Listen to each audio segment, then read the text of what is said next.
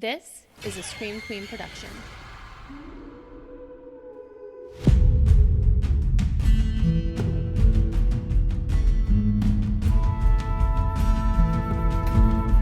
I'm Jenn Carpenter, and this is So Dead Podcast.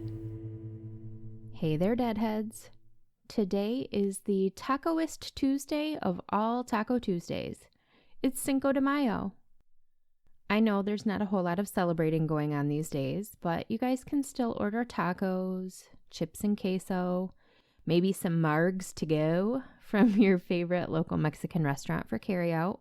And you should. Support small business. Shop local. On today's episode, I am going to talk to you guys about the tragic life and times of Shanna Gallier. Buckle up, buttercups, because this one's a ride. Shanna Kay, as her mother called her, was born in Kalamazoo, Michigan on June 28, 1975, the first and only daughter of a young, unwed mother and an alcoholic, abusive father. By all accounts, both of Shanna Kay's parents doted on her and treated her like a princess. But there was trouble in the home.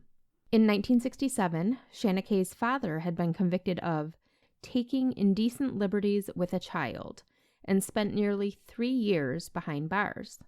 Soon after his release, he met Shanna Kay's mother, who was a divorcee with 2 young sons. The home they made together was so unsafe that the boys were removed from their custody and became wards of the state.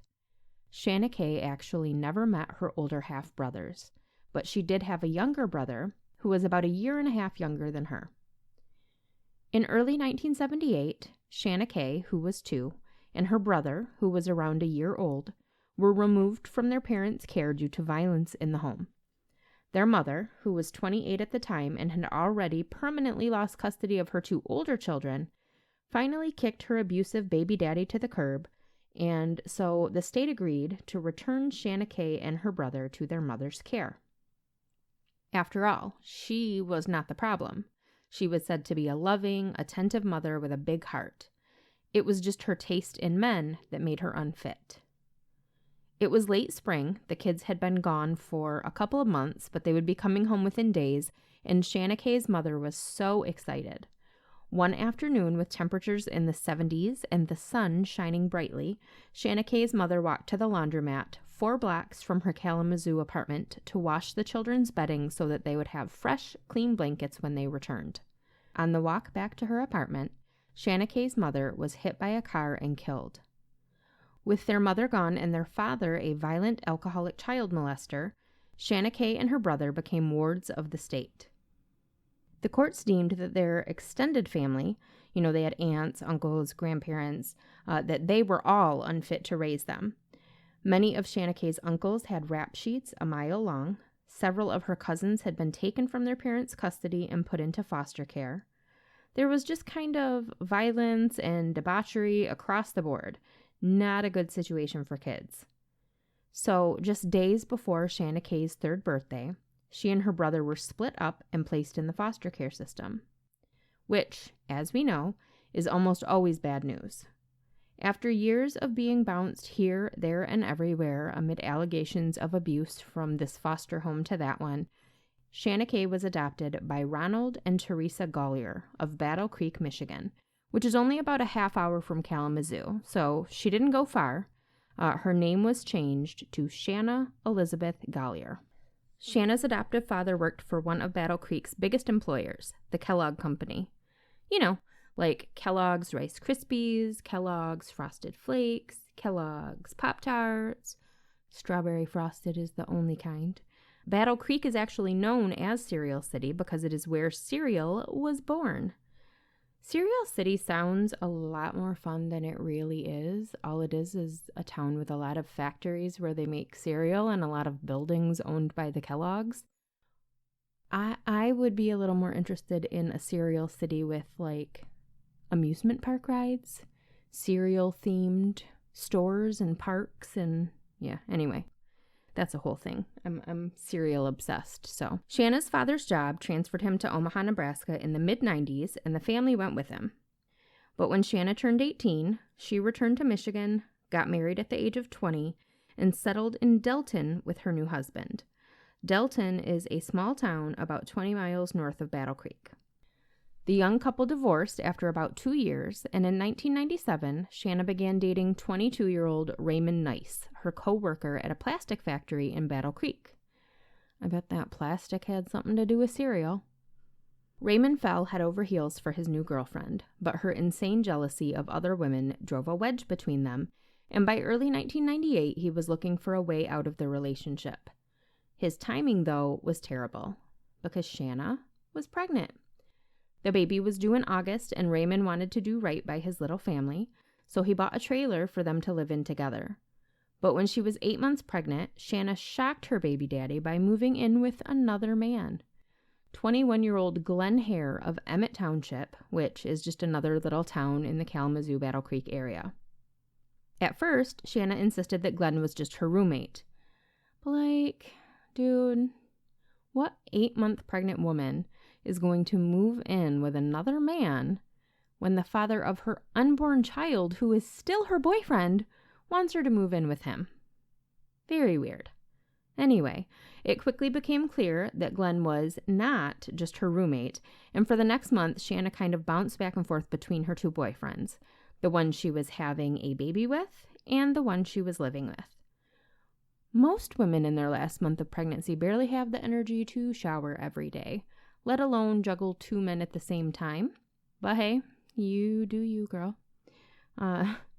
Cody Nathaniel Gollier was born on August 25th, 1999 in Battle Creek. After his birth, Shanna's back and forth between men came to an end, and she chose to try to make a life with Glenn. Raymond, Cody's father, just kind of faded into the background and only saw his son here and there. But things were difficult for Shanna and Glenn. Glenn had a son just a few months older than Cody, so there were 2 infants in the house. Cody was colicky, so he was always crying. Both Glenn and Shanna worked at a convenience store, so money was always tight. They actually worked at the same store, but they worked opposite shifts, so one of them was always working and one of them was always with the babies. And they were young. Shanna was 24, Glenn was 21. They both had pretty fresh exes, a baby mama on one side, a baby daddy on the other, and when you're talking co-parenting and blended families with infants, that's a lot more intense. So there was lots of drama there. I mean, that's a lot. It's a lot of pressure for everyone involved. On the morning of January 29th, 1999, Shanna got up with Cody, got him dressed, and then left the house before 9 a.m. for a full shift at work. That evening, around 5 p.m., Shanna was notified that her 5-month-old son had been rushed to the emergency room. When she arrived at the hospital, she was told that her son's prognosis was grim.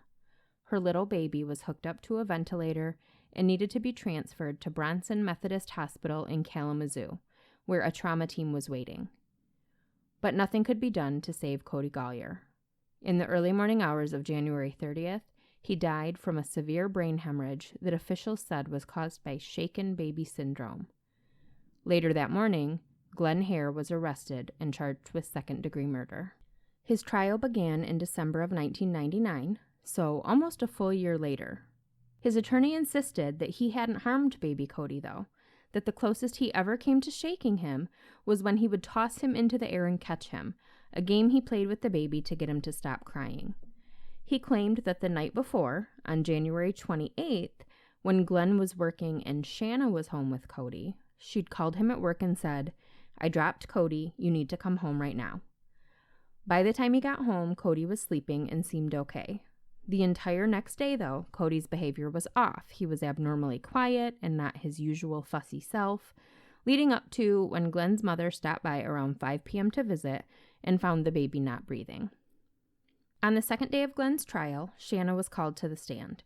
She produced several letters that Glenn had written to her from jail, asking her to cover for him and say she had dropped Cody, asking her to lie and say that it was an accident. After this testimony, a recess was called, and when Glenn returned to the courtroom, he pleaded guilty to second-degree murder for the death of his girlfriend's 5-month-old son. At the age of 22, he was sentenced to 8.5 to 25 years in prison. Following the trial, Shanna moved back to Omaha, where she would stay. And this, friends, is where our story begins. In Omaha, Shanna started going by Liz, which was short for her middle name, Elizabeth. She continued to be unlucky in love. She went through a lot of relationships, but none of them stuck. She had 2 kids, a boy and a girl, that she raised on her own. She became something of a party girl, drinking heavily, going out a lot, hooking up with lots of men, not always clearly ending one relationship before beginning another. Far from her strict religious upbringing in Cereal City, Michigan, Liz was in her prime. She was petite, but super top-heavy, if you know what I mean. She had long brown hair, big brown eyes, lots of tattoos. In September 2010, when Liz was 35, she met a man by the name of Todd. I'm going to redact his last name here because I only found it in court transcripts, so I think that he has stayed pretty anonymous in this whole mess, and I'm not going to be the asshole that uses his whole name. So she met a man named Todd on an online dating site. Todd was an IT tech living in Council Bluffs, Iowa, a city just a few miles east of Omaha. The two had an on and off, but mostly on, relationship for several years. Todd was good to Liz. He helped her with money when she needed it, helped out with her kids while she worked. He thought they were exclusive, but unbeknownst to him, Liz was still meeting other men online.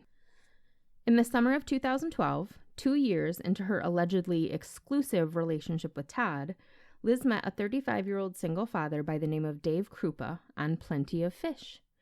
Dave had just recently moved to the area following a split with his girlfriend of 12 years and the mother of his 2 children, Amy Flora. Amy was originally from Council Bluffs, so when she and Dave decided to end their relationship, she left their home in Wisconsin to go back to her hometown. Dave followed her so that he could be near his kids, so she was going back to her tribe, whereas he was completely cutting himself off from his. The only people that he knew in Council Bluffs were people he knew because of Amy. He got a job working at an auto repair shop in Omaha, and he lived in a small apartment in the city. One of those sad little divorced dad apartments with, no furniture and disposable dishware, and you know what I'm talking about. Liz was actually the first woman Dave met on Plenty of Fish, and he was very upfront with her that he was not looking for a commitment. He just wanted someone to talk to, have a good time with, and of course, someone to have no strings attached sex with. Liz told him she wanted all the same things, which would make sense considering she was in a serious relationship with someone else. But as it turns out, she was lying, because before long, she began pressuring Dave to make a commitment to her, pushing him for more. She became borderline obsessed. Dave, though, had not been lying, and he had no interest in a serious relationship, which he told her over and over and over. They fought a lot, and their on and off casual relationship was mostly off by the night of October 29th, 2012, when Liz arrived at Dave's apartment unannounced to get some of her things. He wouldn't let her in because he had a date inside, a woman named Carrie Farver. This shouldn't have bothered Liz as much as it did. She did have a whole-ass boyfriend that Dave knew nothing about, but she was hurt. She freaked out, caused a scene, so much so that Dave's date left. The tall, beautiful brunette with hazel eyes passed Liz as she exited Dave's apartment, and according to Liz, called her a bitch. The encounter was all of 10 seconds long, if that. Once Dave's date was gone, Liz entered his apartment to gather her belongings, and of course, she and Dave fought. She cried, he asked her to leave. They had a few more communications over the next few weeks, but then they stopped talking altogether. After just a few months of dating, it was over. Or so they both thought, because things were about to get really fucking weird. It was mid-November when Liz called Dave, frantic and furious. She wanted to know how Carrie Farver, the woman who'd been in Dave's apartment that night, had gotten her phone number, her email address, and her home address. She told Dave that Crazy Carrie had been sending her vulgar and threatening emails and text messages for days and had broken into her garage, keyed her car, stolen her checkbook, and spray-painted the words "Whore from Dave" on her garage wall.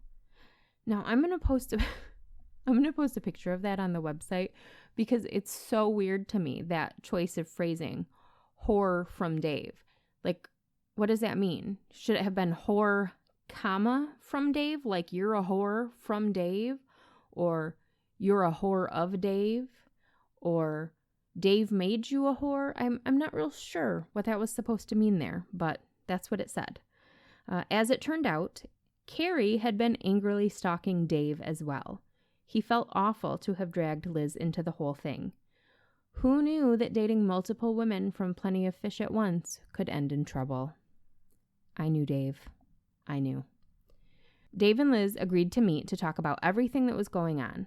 He told her that he and Carrie had casually dated for just a couple of weeks when all of a sudden she flipped a switch on him, asked him to move in with her, and when he declined, she freaked out and began stalking and harassing him. Calling and hanging up, texting and sending emails upwards of 50 and 60 times a day, threatening him, threatening his children, threatening Liz, who wasn't even his girlfriend anymore. But he had no idea that she had been contacting Liz too, and he had no clue how she'd gotten Liz's information. Although, Carrie was a computer programmer with a genius-level IQ, so cyberstalking was probably nothing at all to her. Dave told Liz that apparently Carrie had also ditched her son, quit her job, and dropped off the radar altogether. Her mother had reported her missing just a few days after she started acting strangely toward Dave.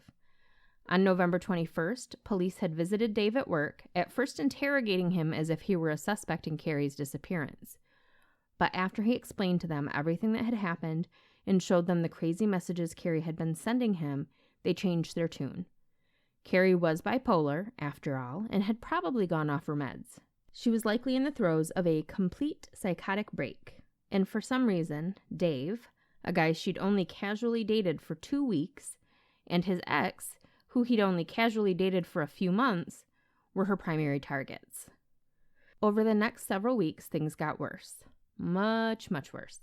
Dave would get texts from Carrie saying things like, "Hey, how's that sandwich you're eating?" And sure enough, he'd be sitting at the kitchen table eating a sandwich. Or, "What were you just doing in the bathroom?" After he'd just walked out of the bathroom. How fucking creepy. So she's sitting outside his apartment just watching him through the windows. Who has time for that? If I had that kind of time, I'd be like getting caught up on my laundry, my Netflix shows. I would not be doing that. His apartment was broken into. His belongings were slashed and cut up. Liz continued to get threatening emails and texts. Her house was broken into several times. Carrie clearly hadn't left town, which was what she apparently told her mother, that she'd taken a job in Kansas and was just dropping her entire life, including her son. But police could not find her. Her messages were coming from dozens of devices and from locations all over the country. Police figured that, since she was a computer programmer, she was using software to disguise her location. On January 10th, 2013, 2 months after the crazy Carrie nightmare began, Dave arrived home from work and took notice of an SUV in the parking lot that was completely buried in snow, as if it had been there a while. And we know how that is, us northerners. When there's a big snowstorm and, 12 inches of snow get dropped, it might take a day or so, but everybody gets their shit cleared off and starts moving again. So when there's a vehicle in, a store parking lot or an apartment building parking lot that is just encased in this snow, when everyone else has moved on, you notice it because it looks kind of funny. When he looked closer, he realized it was Carrie's Ford Explorer. He called the police, they impounded the vehicle, processed it, dusted it for prints, but found nothing that would help them figure out where Carrie was. The insanity went on for months. Carrie was texting and emailing Dave and Liz incessantly, no matter how many times they changed their numbers. The police couldn't find her, her family couldn't get in touch with her, but she was around. She had to be. She kept breaking into Liz and Dave's apartments just to fuck with them. She was watching them, stalking them. Liz filed dozens of police reports, but nothing was happening. Carrie was active on social media. She would send her family birthday wishes, chat with her son here and there, rant about how much she hated Liz. One post even claimed that Dave had proposed to her and she'd said yes. But for all of her online activity and emails and texts, nobody that knew Carrie had seen or spoken to her since November 13th, 2012, the day she flipped out on Dave. What was it about Dave? Liz had become completely obsessed with him after just a few months of casually dating, even though she had a real boyfriend that actually treated her well. And now Carrie, a brilliant, independent woman, after just 2 weeks, had gone completely insane over the man. Like, what? I've seen him. He's just a guy. There are plenty of men out there, ladies. If someone's not interested in you, you go find another one. Or you just do the shit by yourself. We can do it. What does Lizzo say? If he don't love you anymore, walk your fine ass out the door. Am I right? If there was a silver lining for Liz in any of this, which, where is there a silver lining in being stalked by a crazy person? It was that she and Dave were back together. But also, she was still totally in a relationship with Todd, which Dave knew nothing about. In early August 2013, 2 things happened. Liz and Dave broke up, again, and Liz and her kids moved in with Todd after being evicted from their home. Poor Todd still had no idea he'd been being cheated on for over a year at this point. On August 16th, Carrie sent Dave an email, and by the way, the name on the email account that she used was Carrie Krupa, so she was using Dave's last name in her email. She sent him an email that said she was going to burn Liz's house down. Now, keep in mind, she is still messaging him a bazillion times a day at this point, saying all kinds of crazy things. She once threatened to slit his kids' throats. Just awful, awful things. So either he didn't see the email because he had stopped reading them, which would make sense, or he saw it and he just didn't take it seriously. But he should have. Liz and her kids were living with Todd in Council Bluffs at this point, but she was still moving things out of the house in Omaha. On the morning of August 17th, so the day after Dave got that threatening email, Liz went to her house in Omaha to get some more of her belongings and take them to Todd's, and when she arrived, she found the house completely ablaze. It was a clear case of arson. There were several points of origin for the fires. Liz lost 2 dogs, a cat, and a pet snake in the fire, along with a substantial amount of her belongings. So can we just take a moment to talk about the things that Liz has lost so far in this story? She lost her mom, her dad, and her entire biological family by the time she was 3.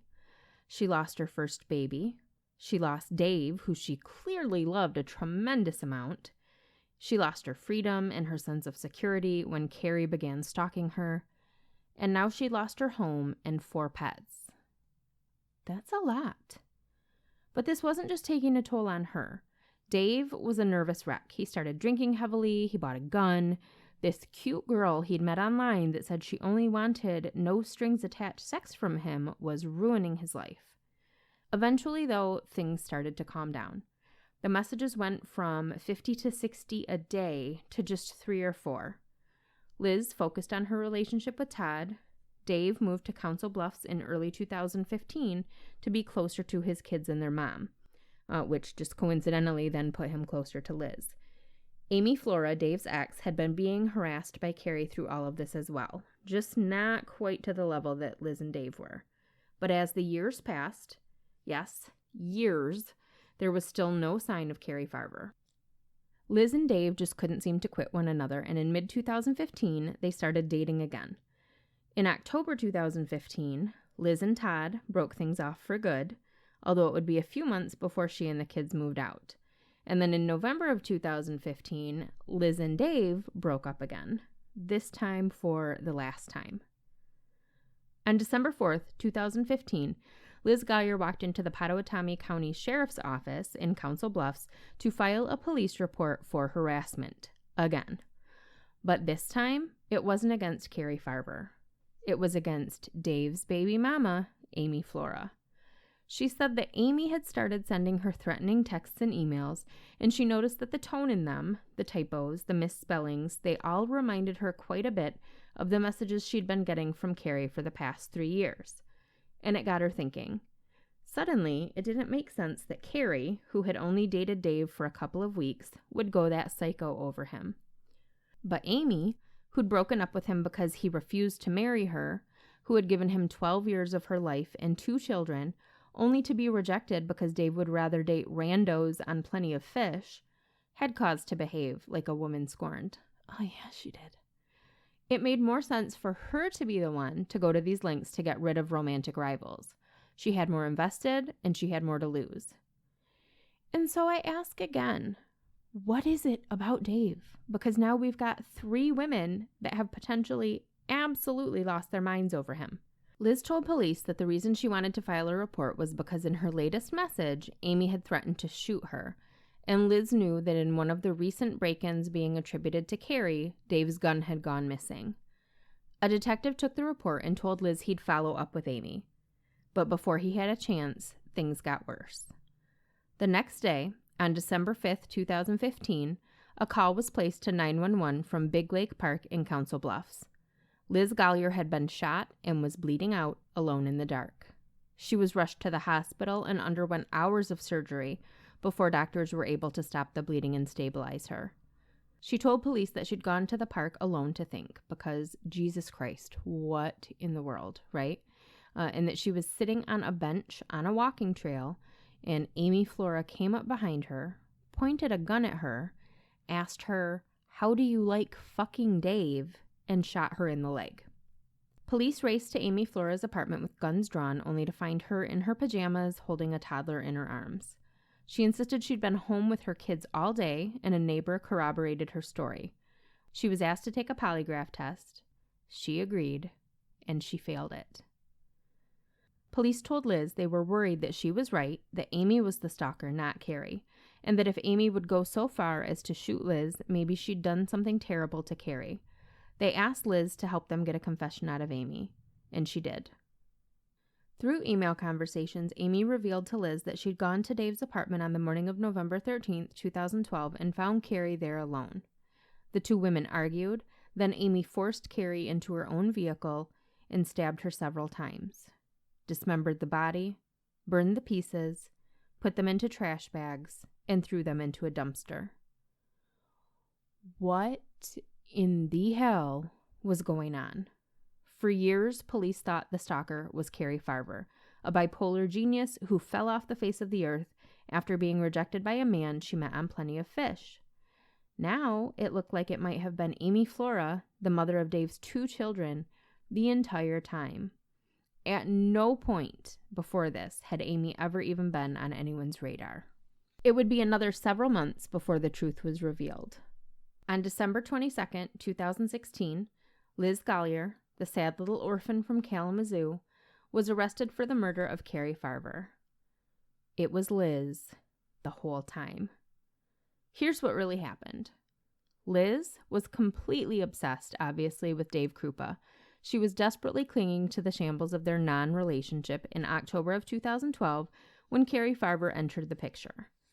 Carrie, a 37-year-old single mother, was a computer programmer at a big-name firm in Omaha who met Dave when she stopped into the auto repair shop he worked at to have her Ford Explorer worked on. She was gorgeous and very easy-breezy, a nice change of pace from the heaviness Dave had been feeling in his relationship with Liz. Sparks flew between the 2, but she was a customer, he was a professional, so he didn't make a move. And then, while perusing Plenty of Fish a few days later, because he apparently had not learned his lesson with Liz, Dave happened across Carrie's profile. He sent her a message, and they planned their first date for October 29th, 2012 at the local Applebee's. After the date, the 2 went back to his place. Before they even had time to take their coats off, Liz showed up unannounced, claiming she needed to get some of her belongings. Dave told her he had a date inside. She became emotional. It was a whole thing. So Carrie left, and in doing so, she passed by Liz on her way out the door. Despite Liz's accusation that Carrie called her a bitch, Dave later told police that the women did not speak at all. Carrie did not seem upset by the situation. She just laughed it off and went home. Liz got her things. She and Dave got into a fight. And then after he got her to leave, he called Carrie, who was on her way home to Macedonia, Iowa, a tiny little town about 40 minutes east of Omaha. He apologized. She invited him to meet her at her house, and he did. Before they got biblical, Carrie made her intentions clear. She told Dave that she didn't want a commitment, she just wanted a casual relationship, someone to talk to and hook up with. And Dave was like, fuck yes. Finally, right? That was all he wanted and what he thought he'd signed up for with Liz. But as it turns out, no. From that night on, Dave was smitten. Carrie was pretty, fun, and super smart. She had a genius level IQ and worked as a frickin' computer programmer. I can barely get my computer to turn on sometimes. It's a miracle that I'm recording my voice into my computer at this moment, if you want to know the truth. She was a single mom to a 14-year-old. She had her son Max at the age of 23 when she was still in college. He was the light of her life. She was very close with her mother, Nancy. They talked almost every day. She did have bipolar disorder, but she'd been on medication that kept her evened out, as her mother put it, for many, many years. She just landed her dream job, and she was excited about the future. Carrie kept her home life separate from her relationship with Dave, which was really easy to do. Her family was in Macedonia, the city, not the country, and Dave was in Omaha, where her job was, so 2 separate worlds. Dave and Carrie kept things casual, but they started to spend more and more time together, and Liz started to become a bad memory, even though she still texted Dave all the time. The second week of November 2012, so like 2 weeks into her relationship with Dave, Carrie had a big project come up at work and was working late hours, sometimes until 8 or 9 at night. Then she had a nearly hour-long drive home, only to get up at 5 the next morning and do it all over again. So, no strings attached, Dave invited her to stay with him for the week until her project was finished so that she didn't have to keep making that long drive back and forth. Carrie asked her mom if Max could stay with her for the week while she stayed with a friend in Omaha to complete her project, and of course her mom said yes. Carrie said goodbye to her son and her mother with every intention of seeing them the following weekend. She went to work on Monday, November 12th, and her coworkers had no reason to believe she wouldn't show up the next morning. She slept over at Dave's place that night, and the next morning he kissed her goodbye and left for work around 6:30 a.m. Carrie logged into her Facebook account at 6:39 a.m. and logged off 2 minutes later. She never arrived at work that morning. Police believe that the account Liz gave them as Amy was accurate, that she waited for Dave to leave, entered the apartment, fought with Carrie, forced her into her own vehicle, and then stabbed her multiple times before disposing of her body by dismembering it, burning it, and tossing it in a dumpster. Now, remember when Dave found Carrie's SUV at his apartment complex a couple months after she disappeared and the police took possession of it? The only evidence they found was a single fingerprint on a mint tin, but it didn't belong to Carrie or Dave or anyone in their database. When they ran it again, once they'd put all the pieces together, they found that it belonged to Liz fucking Gullier, who had no reason to have ever been in Carrie's vehicle. A few years later, when they reprocessed the SUV as a possible murder scene, they found Carrie's blood a few layers deep in the fabric of the passenger seat. Whatever happened on November 13th, 2012 happened quickly, because by 9:54 a.m., a text was sent from Carrie's phone to Dave asking him to move in with her. Dave was shocked by this text, and he felt like it came out of nowhere. He said, no thanks, and that was when Carrie began unleashing her fury on him, Liz, and Amy. But none of that was Carrie. She was already dead. It was all Liz. In fact, when Carrie's mother, Nancy, was shown transcripts of some of the texts and emails, she was adamant that Carrie hadn't written them. Carrie was meticulous about spelling, grammar, and typos. Girl, I can relate. But these texts, and I've read quite a few of them, they were so ratchet. They legit sound like something written by Cletus the slack-jawed yokel. Just ridiculous. Like, even if she'd had a psychotic break, or was on drugs, or was drinking heavily, or all three even, there was just no way. A mama knows. And her mama knew. But nobody would listen to her. Speaking of Carrie's mom, the same day the weirdness started with Dave, November 13th, Carrie sent her mother a text that said, "Hey, sorry for the late notice. I decided to take a job in Kansas." And then basically told her, "You go ahead and keep Max and all my stuff. Peace. I'm out." This was so out of the blue and out of character for Carrie. She loved Max more than anything. She would never give him up or leave him. She loved her job. She'd only been working there a few months. She loved her house, which she'd inherited from her grandparents and put so much time and work into. This just wasn't possible. Nancy and Carrie texted back and forth for a few days, but when Carrie refused to come home or even speak to her mother on the phone, Nancy knew something was wrong.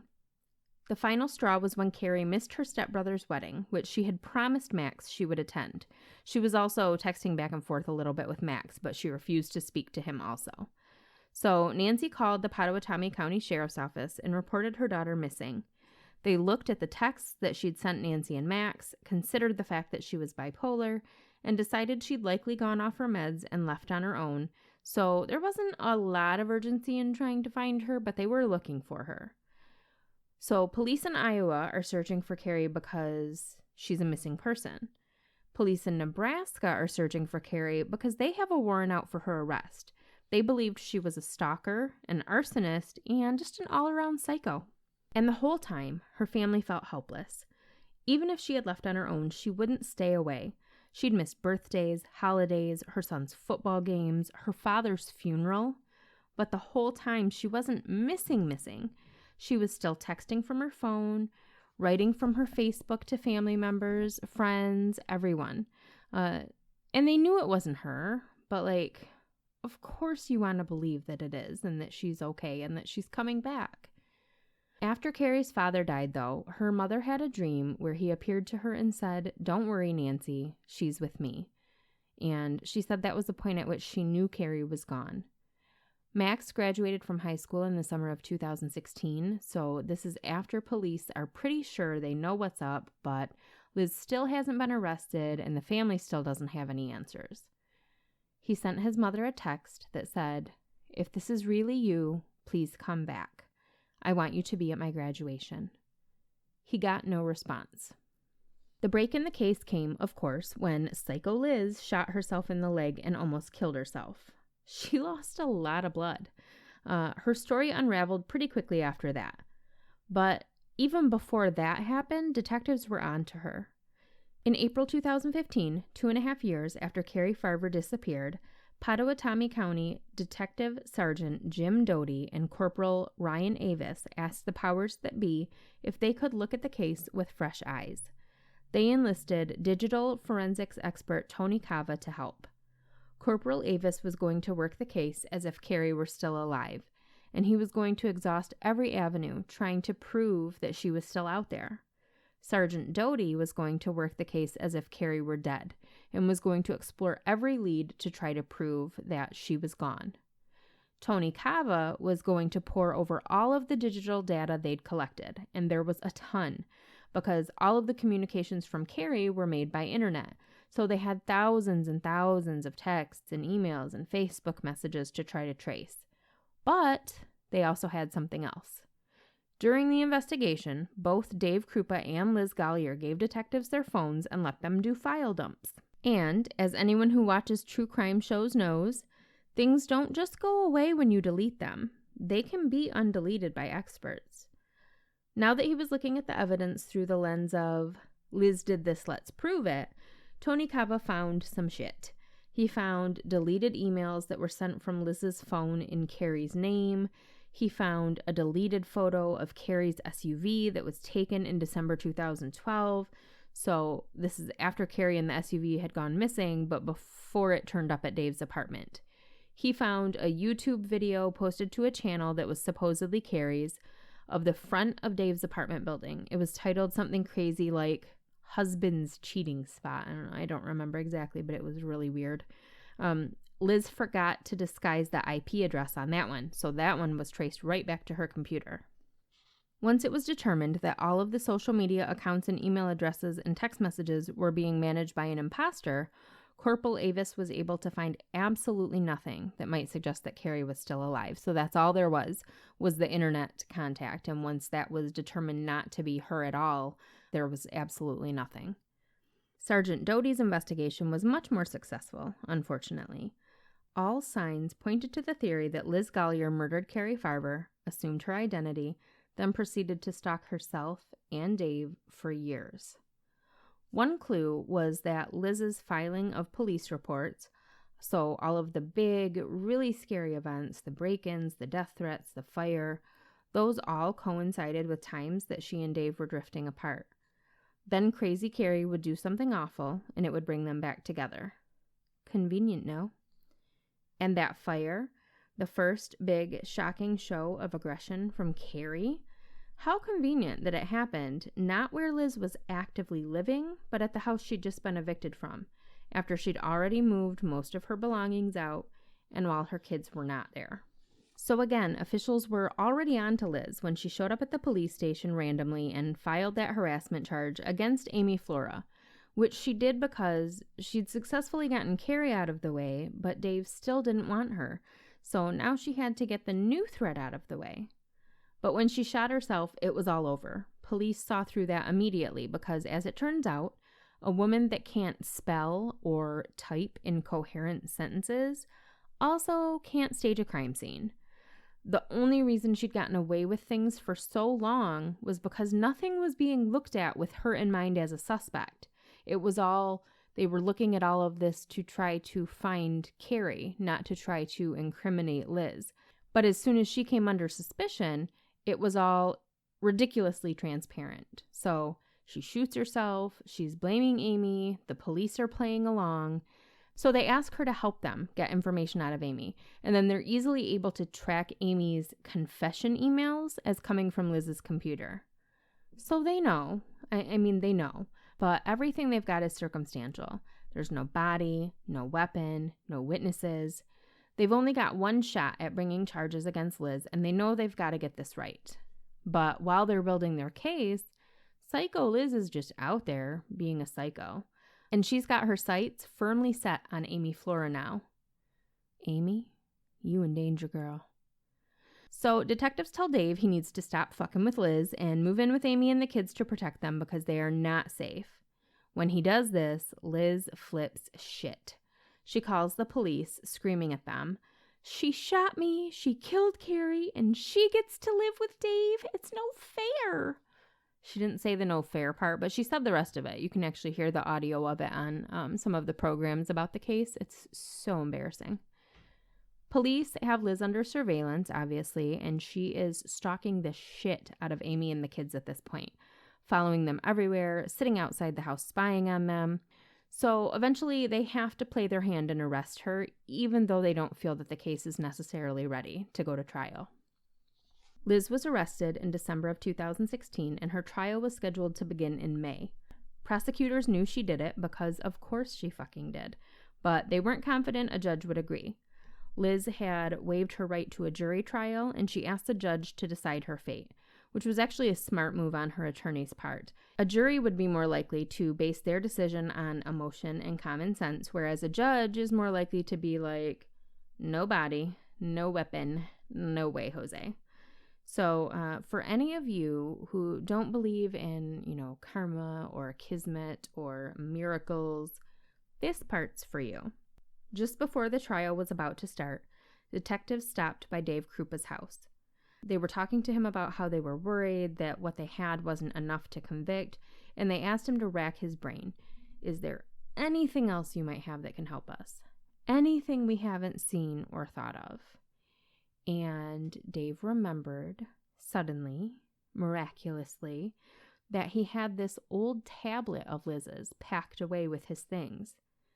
That tablet had an SD card on it, and that SD card had thousands of photos on it.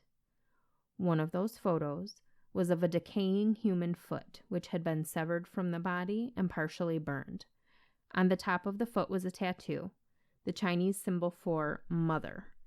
Detectives called Carrie's mom and asked if she had any distinguishing marks or tattoos. Nancy says, yeah, she had a few tattoos, including one on the top of her foot, the Chinese symbol for mother. Shanna Elizabeth Gollier was convicted of first-degree murder and second-degree arson, and on August 15, 2017, at the age of 42, she was sentenced to life without parole, plus 18 to 20 years for burning down her own fucking house.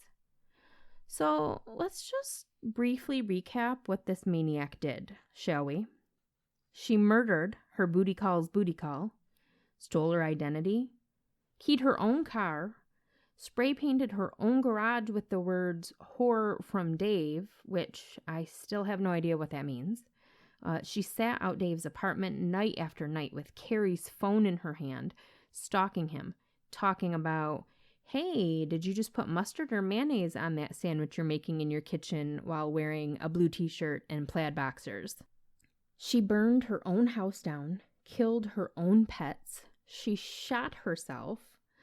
But to me, the sickest part is the hundreds of hours she spent texting with Carrie's mother and son, posting to Carrie's Facebook page, sending emails as Carrie.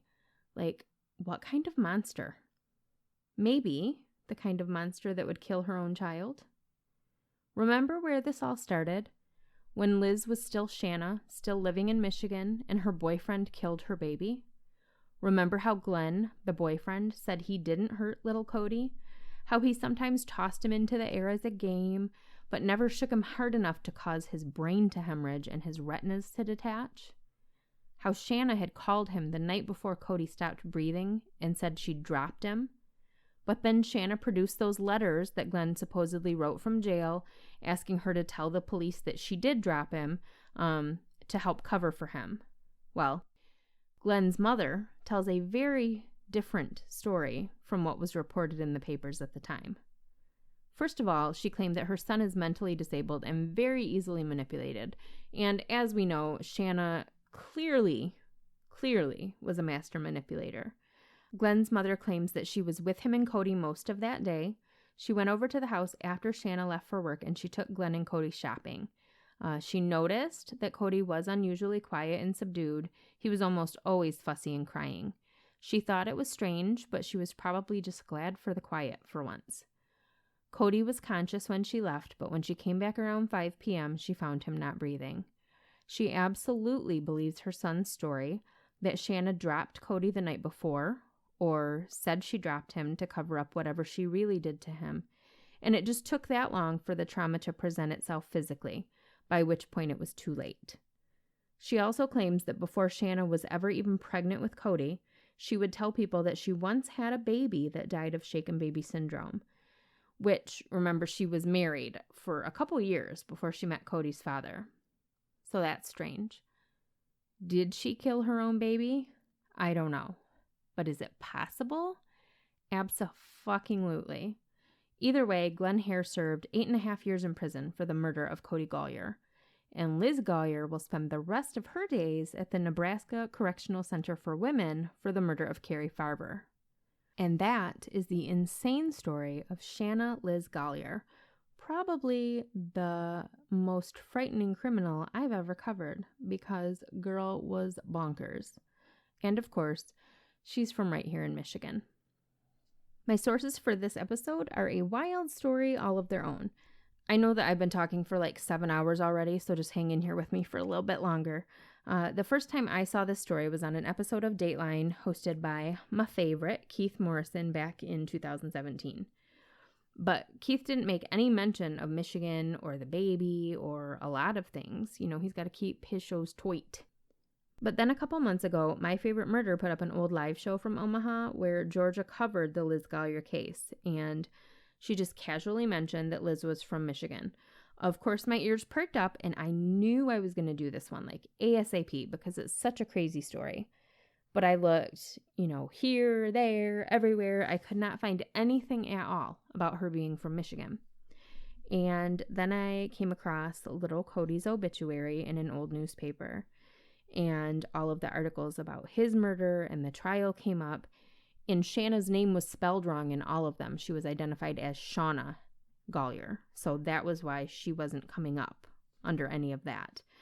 So I kept searching under Cody's name, and I came across a Google Books page, and I was like, what? Wait, what? There's a book? I didn't know there was a book. I click on the book, and it is by Leslie Rule, the daughter of true crime queen Anne Rule. You know the one. I downloaded the Kindle version so quick, but I'm short on time, right? So it's April 29th at this point, and this episode has to be researched, written, recorded, edited, and ready for human ears by May 3rd. That is not a lot of time. So I'm skimming the book for the parts about Michigan, and I found pretty much everything I was looking for, except the author used aliases for everyone, so I wasn't able to then go and search them to get more information. But I just kept thinking, like, how did I not know about this book? Why isn't anyone talking about this book? So I went back to the landing page on Amazon, and the book was published on April 28th, the day before I found it and the day before I started doing my research for the story. How's that for perfect timing? I still haven't finished the book. I'm going to. It's fascinating. I just didn't have time to get it done before I needed to record this episode. But it's got so many more details that I wasn't able to squeeze into this story. You know a story's crazy when the Dateline and My Favorite Murder versions make no mention of the killer's murdered baby or the fact that she had a live-in boyfriend the entire time that she was fatally obsessed with another man. You guys have to check it out. It is called A Tangled Web by Leslie Rule. Although I will say, I really thought I was onto something when I found those articles about Cody Collier's murder. Because when I found the one that talked about how the lawyer was trying to blame it on Liz, or Shanna at the time, I was like, of course she fucking did it. Oh my God. I wonder if anyone's put this together now that we know about all this other stuff that she's done. What have I found? Did I just solve a 20-year-old murder and clear an innocent man's name? But then it's all of this is in Leslie Rule's book, so I discovered nothing, and there you go. The book, A Tangled Web, is available on Amazon, and that was my main source for this episode. But I also got some information from Dateline, Season 26, Episode 1, My Favorite Murder, Episode 208, a show on the ID channel, True Conviction, Season 2, Episode 1, an episode of Snapped on Oxygen, Season 24, Episode 16, and then my old go-tos, newspapers.com and Wikipedia. And that's it. Thank you for coming to my Dead Talk. I'm almost done, I promise. I'm going to skip the fan question and shout-outs today because this is already a really long episode and I still have a quick announcement I need to make, so I'll do those next time around. All right, here it goes. So Dead is going to be going on hiatus starting on June 1st. There will still be one more full-length episode this month and another taco break, as well as the bonus episode for patrons. But after that, it's time to hit the pause button for a little bit. For one thing, I need a break. I have been busting my butt as a one-woman show since the end of December, and I don't want to wear my health too thin. Keeping those stress levels down is important for all of us, especially right now. Realistically, I think I'm probably going to settle into a schedule where I do maybe like a few months on, then a month off or something like that moving forward. I'll keep you guys posted. I'm still trying to figure this all out. Also, I've got some really exciting projects I'm working on right now, and I need a little bit of time to devote to those. They're not more important than So Dead, but they are important to me. And as I'm getting them off the ground, I just need a little bit of time to devote to them, put them on the front burner for a little while, get them cooking, Plus, I think you guys are really going to like them. And I promise I won't be gone for long. I just need to breathe. I think we all need to remember to breathe. Thank you guys so much for joining me today.